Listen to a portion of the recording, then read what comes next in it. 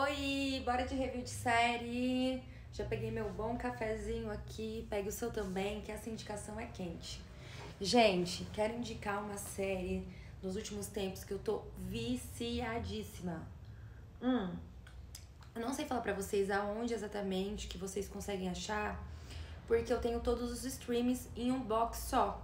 E ela foi indicação da TV mesmo, assim. E ela chama A Fundação. E eu fiquei feliz porque ela tem 3 temporadas. As 3 são 10 episódios, ainda tá terminando de sair a terceira. Tá no 7º episódio, tá saindo mais devagar. Bom, contém spoilers, vai conter a minha visão. Então, se você não quer saber o que acontece, pode ir embora lá assistir, que vale muito a pena. Gente, é uma série super futurística. E assim, no começo você fica perdidaço. Você fica sem entender muito. E eu gosto disso porque ela é uma série que ela desafia a nossa inteligência, assim, de começo. E é uma visão de como seria, né, o futuro. Não existe mais só um planeta, são várias galáxias. E tudo é comandado no começo da série por um império, que chama Trentor. E nesse império é muito doido, porque acontece. É um imperador, que é o Clio I, que ele simplesmente resolveu se clonar. Então é uma dinastia de clones desse Clio I. Então os únicos personagens que são fixos praticamente na série, sem ser a outra que é a chave que eu já vou contar, são esses, que eles se clonam sempre em 3. Um pequeno, um que impera e um mais velho. O mais velho é o Crepúsculo, o que impera é o Dia, o irmão Dia, eles se chamam de irmãos. E o mais novo é o irmão Alvorada. Nos primeiros episódios aparece o Alvorada menininho, depois aparece ele como um personagem adolescente e continua nesse personagem. O Dia também, que é no caso o Império, e também pode ser chamado de Clio, que todos eles são os Clios. E o Crepúsculo, ele acaba virando conselheiro quando ele fica mais velho, mas todos eles têm um tempo. Depois que acaba o tempo, eles têm que... ou se acontece alguma coisa com eles também, já tem uns tubos de outros preparados, a mesma idade. Eles têm que ter os mesmos trejeitos. É uma coisa de louco. E o que acontece? Tem um cara matemático muito fodástico, que ele chama Harry Seldon. E tem uma menina que é a Gale, que ela mora num país bem precário e não é compreendida porque ela é muito inteligente. E é um país mais religioso. Não sei se pode falar, é um planeta, né? Não é um país. Regada a água, e ela consegue passar num teste do Harry Seldon, que ela consegue resolver um problema matemático, que na verdade é uma cilada quando ela chega lá. Porque é um problema matemático, que é do primeiro radiante, que vai aparecer muito na série, que profetiza que o império vai cair. Só que aí ele arma essa emboscada para ir falar com esses impérios, para fazer eles acreditarem que se ele conseguir criar uma fundação, vai prolongar mais o tempo do império na Terra. Que realmente se prolonga, mas acontece várias coisas, vou contar só da primeira temporada mais. Ele pede pro filho de criação dele matar ele, ninguém entende nada, eles estão na nave, porque é uma nave que vai demorar pra poder chegar, porque Terminus, que é a fundação que eles vão criar, é muito distante. A Gale, gente, ela vive 3 séculos, porque ela fica em criogenia toda hora. E o Harry Seldon, toda hora a gente fica sofrendo a morte dele, porque a gente apega muito, ele é um velho muito bacana. E aí, primeira vez que ele mostra, só que ele se... coloca um holograma dele lá, que só depois que é ativado.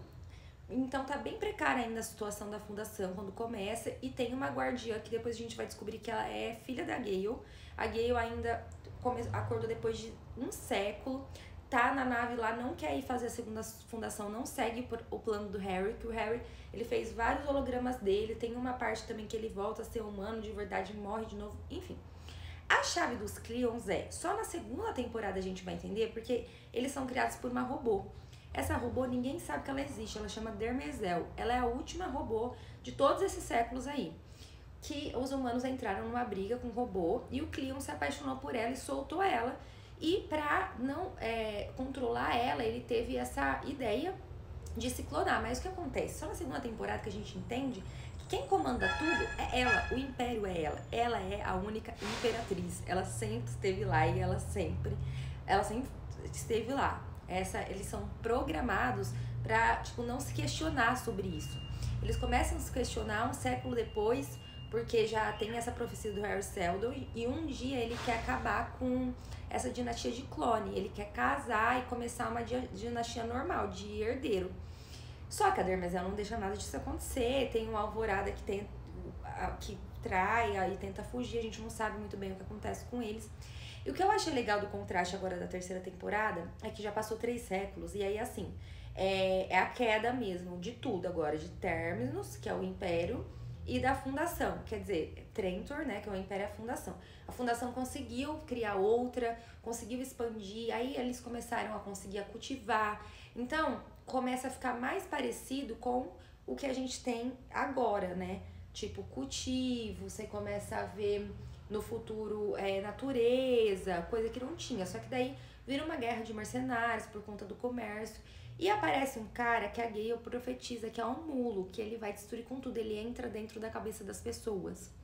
Mas assim, essa sacada, até você entender que a Dermezel que controla tudo, só que ao mesmo tempo ela é escrava dos Cleons, porque ela já teve várias programações. A primeira programação dos robôs era não poder fazer mal para os humanos. Quando o Cleo teve essa ideia de soltar ela, as leis, né, dela, a primeira lei é que ela tinha que proteger a segurança dos Cleos e amar os Cleos.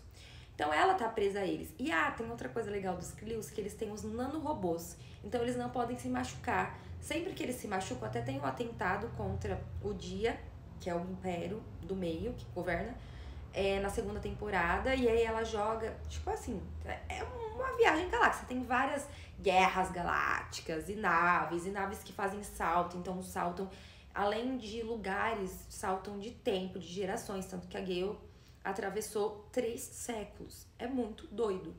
E a parte de a gente ficar de luto pelo Harry Seldon, mas ele sempre aparece nesse último episódio que eu assisti da terceira temporada já, é o 7, ele aparece pro mundo de novo. Aí a gente fica tudo, ele apareceu de novo, porque ele é o fodástico.